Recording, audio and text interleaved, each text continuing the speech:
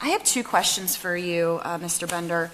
And I heard a lot of testimony from you both, for Dr. Fuller as well, about the need for sustainable investment for our education system, and I couldn't agree more. I mean, I've got two kids in the public school district myself, and I see what teachers are dealing with and rising costs and so forth.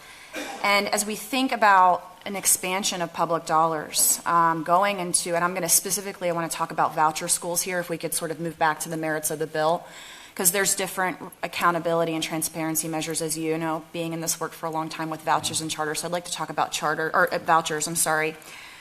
I want to ask you, how are voucher schools different in the standards that they are held to in terms of transparency and accountability in accordance to the law compared to public schools? Can you kind of just talk us through that a little bit? And the reason why I'm asking this is because one of my concerns, and I'll be forthright, you probably know where I'm going with this, is when we send public money to private voucher schools, we lose oversight of what happens to that money there.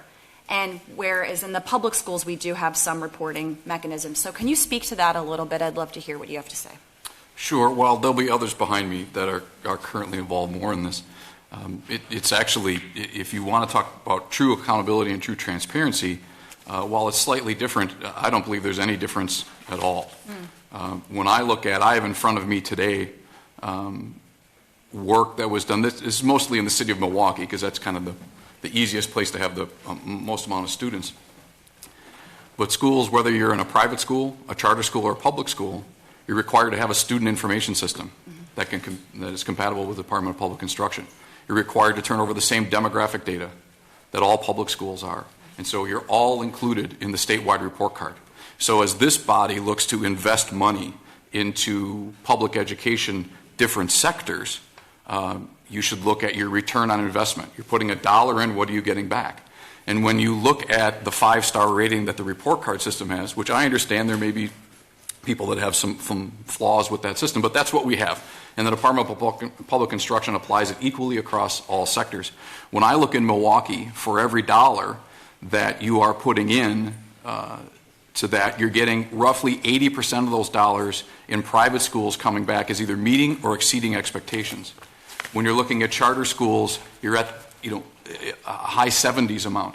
And when you're looking at MPS, you're looking at less than 50%.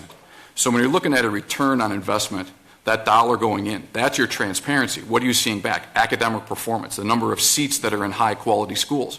That's the transparency that you want to see.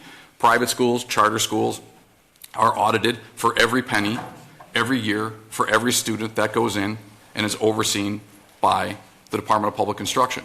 So there's no $1 that's being spent that's not accounted for. There's no student whose academic performance is not being accounted for. And this body has put many of those measures in place. And on the private school side, I'll speak to, if you don't turn in your audit, you'll get kicked out of the program. In fact, there's a lawsuit right now. When you look at some of the things that go on that apply to the private school, I'll use Wisconsin Rapids as an example. They have such a strict requirement for people that are applying. You have to have your paperwork has to match exactly for an application to be approved.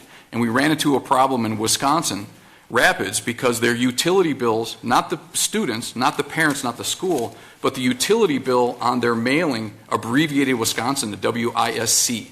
It didn't say Wisconsin Rapids, it said WISC Rapids.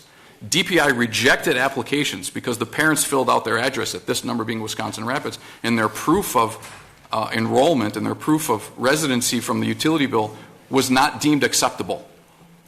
So that's the kind of oversight that DPI puts onto the program.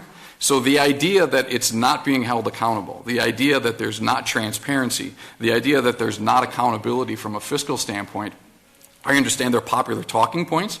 They're just not based in reality. And so this body, again, this body can do whatever it wants to on the investment, on the expansion, but you guys could approve all sorts of different things to go on with the parental choice program as independent charter schools. And nobody would attend if a parent doesn't choose that school specifically to do it. And that is the ultimate form of accountability because parents are out there making an active choice into this. So as much influence as this body has over these processes that are out there, Parents are the ultimate arbiters, and now they have complete transparency on academic performance. The DPI in the state has complete transparency in audits that go on every year. So I understand that these are political talking points. They're just not based in reality.